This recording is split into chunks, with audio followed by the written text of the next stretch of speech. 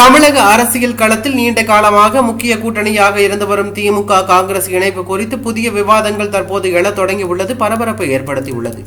தேர்தல் முடிவுகள் வெளியாகும் முன்பே இந்த கூட்டணி உள்ளக ஒற்றுமை மற்றும் செயல்பாட்டு ஒற்றுமைப்பாடு குறித்து அரசியல் வட்டாரங்களில் பல்வேறு கேள்விகள் முன்வைக்கப்படுகின்றன.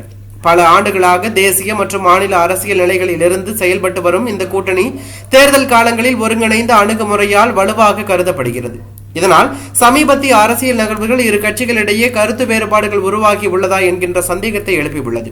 அரசியல் ஆய்வாளர்கள் கூறுவதன்படி ஒரு வலுவான கூட்டணியின் அடையாளம் என்பது பொது கொள்கையில் ஒரே நிலைப்பாடு மற்றும் ஒருங்கிணைந்த செயல்பாடாகும். ஆனால் சமீப காலங்களில் தேர்தல் அறிக்கைகள், பிரச்சார மேடைகள் மற்றும் பொது கருத்துக்களில் இரு கட்சிகளும் தனித்தனி அணுகுமுறையை காட்டுவதாக விமர்சனங்கள் எழுகின்றன. குறிப்பாக தொகுதி பங்கீடு, தேர்தல் வியூகங்கள் மற்றும் பிரச்சார ஒருங்கிணைப்பில் ஏற்பட்ட தாமதங்கள் கூட்டணியின் உள்ளக சமநிலைப்பாடு பற்றிய கேள்விகளை தற்போது மேலும் ஏற்படுத்தியுள்ளது அதிகரித்திருக்கிறது. சில அரசியல் வட்டாரங்களில் இதை சாதாரண தேர்தல் பேச்சுவார்த்தையின் ஒரு பகுதியாகவே பார்க்கிறார்கள்.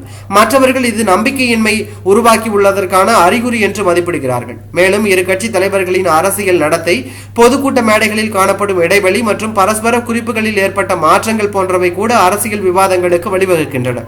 இதற்கிடையில் எதிரணிகள் தங்களது ஒற்றுமையை வலுப்படுத்தும் முயற்சிகளில் ஈடுபட்டு வருவது குறிப்பிடத்தக்கது. ஒருங்கிணைந்த அணுகுமுறையை காட்டும் அந்த முயற்சிகள் வாக்காளர்களின் கவனத்தை ஈர்க்கின்றன. இந்நிலையில் தேர்தல் முடிவுகள் வெளியாகும் வரை திமுக காங்கிரஸ் கூட்டணியின் நிலைமை குறித்து பல்வேறு ஊகங்கள் தொடரும் என அரசியல் பார்வையாளர்கள் கருதுகிறார்கள். இருப்பினும் கூட்டணியின் எதிர்கால திசை குறித்து தெளிவான பதில் தேர்தல் முடிவுகளுக்கு பிறகே கிடைக்கும் என்பதே பொது கருத்தாக உள்ளதாக தகவல் வெளியாகி பரபரப்பையும் அதிர்ச்சியும் ஏற்படுத்தி உள்ளது.